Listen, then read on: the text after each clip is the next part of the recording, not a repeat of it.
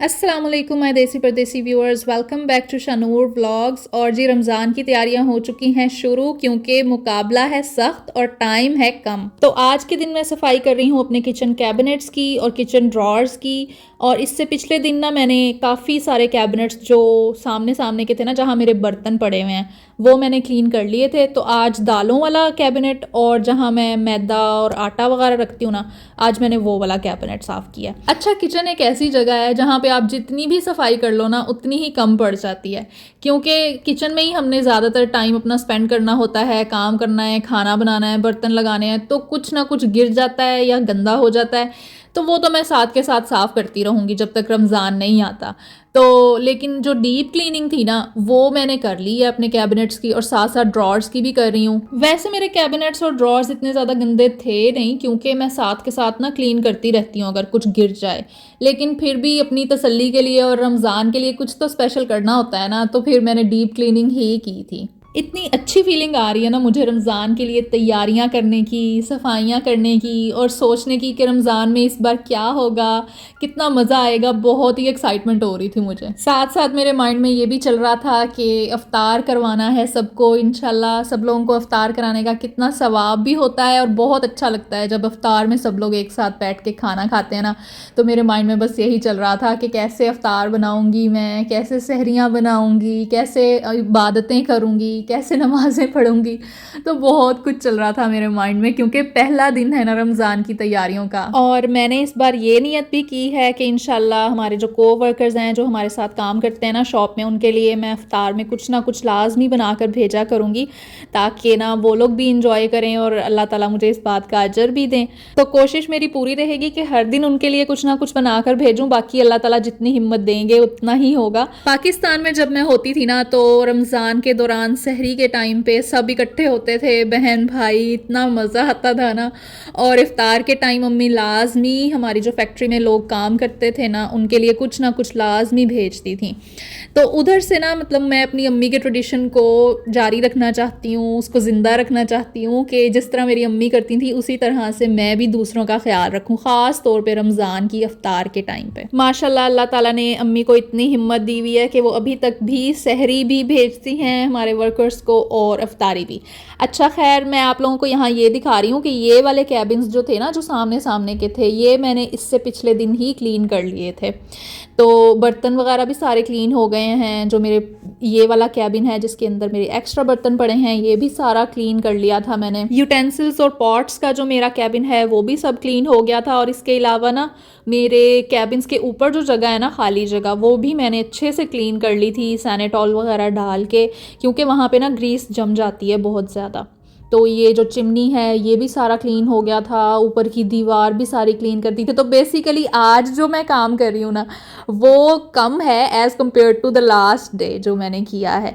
तो ये ऊपर, ये जो विंडो के ऊपर की जगह है ये भी हो गई, फ्रिज के ऊपर की जगह हो गई, फ्रिज के अंदर भी सारा क्लीन कर दिया था मैंने। वैसे तो फ्रिज को दोबारा क्लीन करने की ज़रूरत पड़ेगी जब रमज़ान आएगा, लेकिन ये है कि मेरी फ्रिज थोड़ी गंदी हो रही थी, मैंने इसको क्लीन कर लिया, डीप क्लीन कर लिया।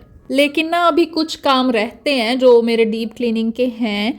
तो जिस तरह के ये जो मेरी प्याज और आलू वगैरह की टोकरी है ना, ये मैंने क्लीन करनी है। ये अभी तक भी क्लीन नहीं हुई मेरे से, क्योंकि इसके अंदर ना अक्सर ही सामान होता है। तो किसी वक्त ना टाइम निकाल के इसके अंदर से सारी चीज़ें निकाल के फिर क्लीन करना पड़ेगा। तो यहाँ पे पलाश लाए हुए थे मूरी, इसको मैंने बॉक्स के अंदर डाल के रख दिया है। और इसके बाद ना मैं आपको दिखाने लगी हूँ जो क्रॉकरी मैं लेकर आई थी। ये मैं लेकर आई हूँ चाइनीज़ शॉप से, नहीं चाइनीज़ शॉप से नहीं लाई थी, ये मैं लेकर आई थी आई थिंक मिल्योर कैश से। और ये एक फ्राइंग पैन भी लेकर आई हूँ। ये थोड़ा सा डीप फ्राइंग पैन लेकर आई हूँ मैं, क्योंकि पलाश अक्सर चीज़ें फ्राई करते हैं ना, तो सारा ऑयल वगैरह इधर उधर गिरा देते हैं। और वैसे भी रमज़ान में तो ज़रूरत पड़ेगी थोड़ी बहुत चीज़ें फ्राई करने के लिए ना, शामी कबाब वगैरह फ्राई करने होते हैं या दूसरी कोई भी चीज़ होती है, सैंडविच बनाना होता है। तो ये मैं ना फ्राइंग पैन भी लेकर आई थी। मेरा पिछला वाला फ्राइंग पैन काफ़ी ख़राब हो गया था, मैंने ग्लास निकाल के रख दिए थे बॉक्स में से, और फ्राइंग पैन का भी स्टिकर उतार के रख दिया था। फिर बाद में मैंने सोचा कि आप लोग यही ना समझे कि पुराना फ्राइंग पैन और पुराने ग्लास दिखा रही है, तो इसलिए मैंने फिर उसका बॉक्स और उसका जो स्टिकर था ना फ्राइंग पैन का, वो मैंने दिखाया कि मैंने नया ही लिया है। खैर साथ साथ मेरे घर के नॉर्मल रूटीन के काम भी चल रहे हैं। कपड़े मशीन में डाले हुए थे तो वो निकल गए थे, तो उनको सूखने डाल दिया है। और अब शुरू कर रही हूँ मैं ड्रॉर्स की क्लीनिंग। ड्रॉर्स भी मेरे ज़्यादा गंदे तो नहीं हो रहे थे, बट डिसऑर्गेनाइज्ड थे, तो इस बहाने से चले मेरे ड्रॉर्स भी जो हैं वो सेट हो जाएंगे। और कुछ टाइम से मैं सोच रही थी कि मैंने ना 2 ड्रॉर्स की ना सेटिंग चेंज करनी है।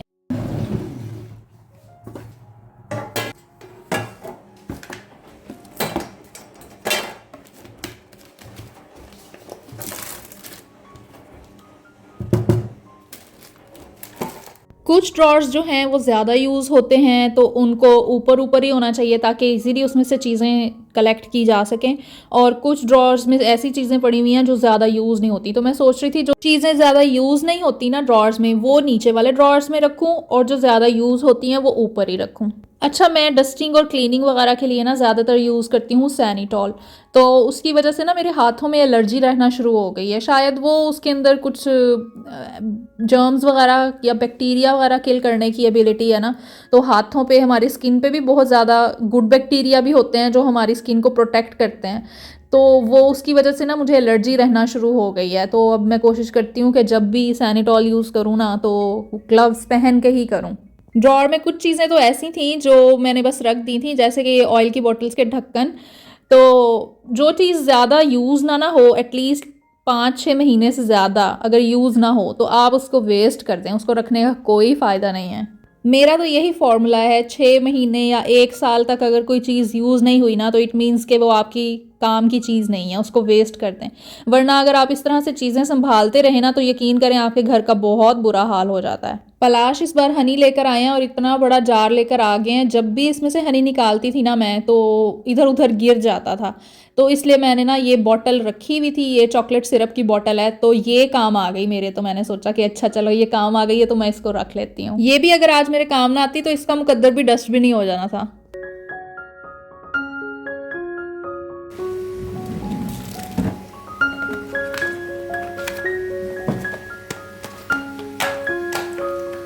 मेडिसिन्स वगैरह तो ज़्यादा यूज़ होती नहीं है, तो मैं सोच रही थी कि ये जो मेडिसिन्स वाला ड्रॉर है ना, इसको मैं नीचे शिफ्ट कर देती हूँ, और इसके अंदर मैंने अगरबत्ती भी रखी हुई है जो कि मैंने जला दी थी।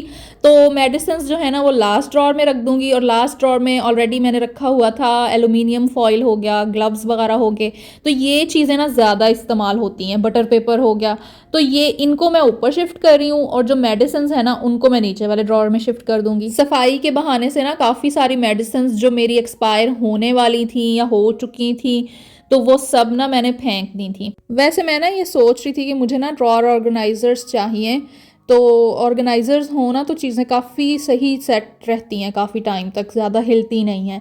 ख़ास तौर पे मेरा एक ड्रॉर है जिसके अंदर बहुत सारा कुछ पड़ा हुआ है, तो उसके लिए तो मुझे लाजमी ऑर्गेनाइज़र चाहिए ही चाहिए, क्योंकि उसके अंदर बहुत छोटी छोटी चीज़ें पड़ी हुई हैं, तो वो बहुत मैसी भी लगता है, और अक्सर ना फिर चीज़ में ढूंढने में बहुत प्रॉब्लम हो जाती है। लें जी, बातें करते करते पता ही नहीं चला, और माशाल्लाह 3 ड्रॉर्स मेरे सेट हो चुके हैं। 5 टोटल मेरे ड्रॉर्स हैं वैसे, लेकिन एक ड्रॉर मैंने नहीं किया था, क्योंकि मैं यही सोच रही थी कि अगर मैंने उसको छेड़ लिया तो ये मेरे पल्ले पड़ जाएगा।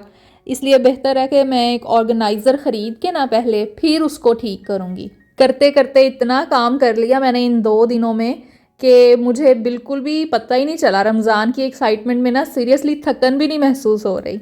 अच्छा, और आप लोग भी मुझे बताएं कि आप लोगों ने रमज़ान की तैयारियां शुरू कर दी हैं, घर की सफाइयां शुरू कर दी हैं या नहीं, और आप लोगों के घर में ख़ास एहतमाम क्या होता है रमज़ान के लिए, तो मुझे कमेंट्स में आप लोग ज़रूर बताएं।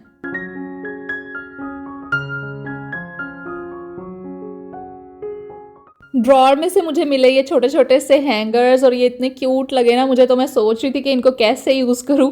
मेरे जहन में आया कि ग्लव्स, जब मैं हाथ धो के ग्लव्स वगैरह हैंग करती हूँ ना तो वो जल्दी सूखते नहीं हैं, तो मैंने सोचा कि इस तरह से हैंग कर दूँगी ना तो ये अच्छे भी लगेंगे और ना जल्दी सूख भी जाएंगे। खैर जी, अब करते कराते लास्ट ड्रॉर की तरफ आ गए हैं, जिसके अंदर मैंने रखे हुए थे शॉपर्स और एप्रन वगैरह, तो ये तो करना आसान ही था, जल्दी जल्दी हो गया था। तो देखा जाए तो मेरा किचन ऑलमोस्ट कम्प्लीटली क्लीन हो चुका है, और मैं बड़ी खुश थी कि 2 दिन के अंदर अंदर मैंने सारे कैबिनेट्स भी क्लीन कर लिए हैं, ड्रॉर्स भी क्लीन कर लिए हैं। बाकी ऊपर की जो सफाई होती है वो तो नॉर्मली चलती ही रहेगी। तो अब मैं बाकी घर के ऊपर ना तवज्जो दे सकती हूँ। शादी के बाद यहाँ पुर्तगाल में मेरा दूसरा रमज़ान होगा और पिछले रमज़ान में तो बस थोड़ी अकेली अकेली थी मैं, लेकिन इस रमज़ान में इंशाल्लाह पलाश के दोस्तों की वाइफ्स भी होंगी, तो उनको भी मैं कभी अपने घर बुला लिया करूँगी या कभी हम उनके घर चले जाया करेंगे। तो मैं बहुत एक्साइटेड हूँ कि इस बार मिलना मिलाना ज़्यादा रहेगा हमारा इंशाल्लाह।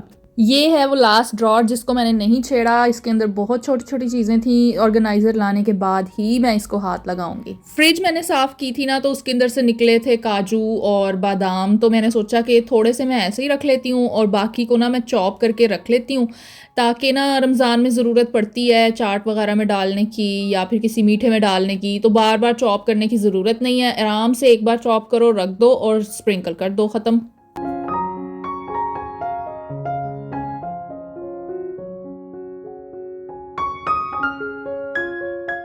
रमज़ान से पहले इस तरह के छोटे छोटे काम अगर हम करके रखते हैं ना, तो हमारे ऊपर बर्डन कम पड़ता है और टाइम ज़्यादा मिल जाता है इबादत करने के लिए, दूसरों का ख्याल रखने के लिए और रेस्ट करने के लिए भी। बाकी जो खाने पीने की चीज़ें फ्रीज़ करनी है, समोसे रोल वगैरह, वो तो मैं रमज़ान से कुछ ही दिन पहले करूँगी, लेकिन इस तरह के छोटे काम जैसे जिनमें कोई ख़राब होने का ख़तरा नहीं है, वो मैं बहरहाल पहले से ही करके रख रही हूँ। इसका क्या ख़राब होना है, बादाम और पिस्ता ही तो हैं, या बादाम और काजू ही तो हैं, तो ये तो पड़े भी रहें तो इसको कुछ होगा नहीं। एनीवेज, शाम में मेरा प्लान है कि पलाश के फ्रेंड की फैमिली ने हमें एक गिफ्ट दिया है, जो उन्होंने हमारी एनिवर्सरी पे देना था, बट उन्होंने ऑनलाइन मंगवाया था, तो इसलिए वो ना टाइम पे हमें दे नहीं सके। तो अब उन्होंने हमें दिया है गिफ्ट, और वो बेसिकली एक झूला है जो कि मैं बैल्कनी में रखने वाली हूँ। तो मेरा प्लान था कि मैं इसको ना अनपैक कर लूँगी शाम के टाइम पे, क्योंकि 3-4 दिन से पड़ा हुआ था, और भाभी ने मुझे बोला था कि आप ना मुझे इसकी पिक्चर बना कर भेजना जब आप इसको सेट कर लेंगी। तो बस इसीलिए मैंने पलाश का वेट नहीं किया कि वो आएँ और ये सारा काम करें, मैंने खुद ही खोल लिया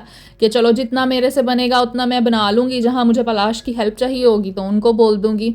अच्छा, मुझे आइडिया नहीं था कि ये झूला इतना बड़ा होगा। इसकी पैकिंग काफ़ी ज़्यादा भारी थी, जो इसका बॉक्स था, पर मुझे आइडिया नहीं था कि ये इतना बड़ा होगा। बट जब मैंने खोला ना, तो ये ठीक ठाक भारी भी था और बड़ा भी था। इसको अनपैक करते करते मैं सोच रही थी कि इसको मैंने रखना किधर है। बैल्कनी में रखूँगी तो ही ठीक रहेगा, क्योंकि घर के अंदर इतनी ज़्यादा स्पेस तो है नहीं, और अभी तक मुझे ये भी अंदाज़ा नहीं हुआ कि इसकी हाइट कितनी ज़्यादा है। वैसे भी ना मेरा कुछ अरसे से दिल कर रहा है कि मैं ना अपनी बैल्कनी का मेकओवर करूं, ताकि थोड़ी देर बैल्कनी में बैठ के चाय शाय पिएं, कोई और आए मेहमान, भाभी या कोई भी आए मेरे घर में, तो थोड़ी देर बैठ के ना बैल्कनी में भी अच्छा फील होना चाहिए। लेकिन मसला ये है कि यहाँ पुर्तगाल में ना बहुत तेज़ हवाएं चलती हैं, ख़ास तौर पे सर्दियों में, और अभी तो सर्दी ही चल रही है और तूफ़ानी बारिशें होती हैं, तो उसके लिए थोड़ा ध्यान रखना पड़ेगा कि किस तरह से सेटिंग हो कि कुछ ख़राब भी ना हो और मेकओवर भी हो जाए। लेकिन ये शुक्र है कि ये झूला जो है ना, इंडोर आउटडोर दोनों के लिए ही सूटेबल है। उन्होंने बाकायदा लिखा हुआ है कि इसको आउटडोर में भी रख सकते हैं, तो ये शुक्र है कि आउटडोर के लिए सूट करेगा, तो मैं इसको बैल्कनी में भी रख सकती हूँ। अच्छा, अनपैक तो मैंने कर लिया, सारा कुछ रख भी दिया निकाल के, लेकिन ना अब मुझे समझ नहीं आ रही थी कि इसको ना कैसे जोड़ूँ मैं। बहुत सारे पीसेस थे और बहुत सारे नट्स एंड बोल्ट्स थे, तो मुझे समझ नहीं आ रही थी। लेकिन ये है कि मैंने हिम्मत नहीं हारी, थोड़ा थोड़ा करके करती रही, तो कहीं ना कहीं पहुंच ही गई। तो इतनी देर में ना पलाश भी आ गए थे, तो उनको भी मैंने अपने साथ ही लगा लिया। उनका दिल बिल्कुल नहीं कर रहा था हेल्प करवाने का, क्योंकि वो काफ़ी थके हुए थे, लेकिन ये है कि मैंने उनको कन्विंस कर लिया कि आप इसको असेंबल करवा दें।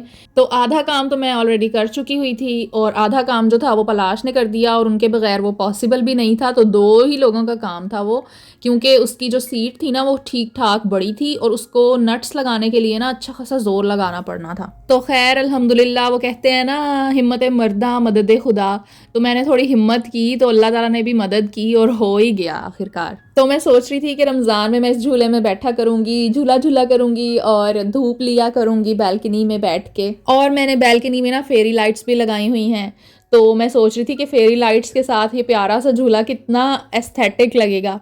लेकिन नेक्स्ट डे जब मैंने चेक किया ना उन लाइट्स को ऑन करके, तो आई डोंट नो उसके अंदर पानी चला गया या क्या हुआ, वो ऑन ही नहीं हुई। वैसे तो वो फेरी लाइट्स आउटडोर के लिए ही बनी थी, लेकिन शायद वो ख़राब हो गई हैं। तो अब मैं सोच रही थी कि मैं न्यू फेरी लाइट्स लेकर आऊँगी, तो इस झूले के साथ फेरी लाइट्स का कॉम्बिनेशन बहुत अच्छा लगेगा। तो आखिरकार मेहनत रंग ले आई और मेरा झूला जो है वो रेडी हो चुका है। उसकी सीट भी तैयार है और उसका जो हैंगर है वो भी रेडी है। तो आप देख रहे हैं ना कि उसकी हाइट कितनी ज़्यादा है, वो ऑलमोस्ट मेरे जो टीवी लाउंज का शैंडलियर है उसको टच कर रहा है। तो घर के अंदर रखना तो पॉसिबल ही नहीं है इसको। माशाल्लाह रेडी होने के बाद इतना प्यारा लग रहा था, बहुत ही एस्थेटिक और बहुत ही मज़े का लग रहा था।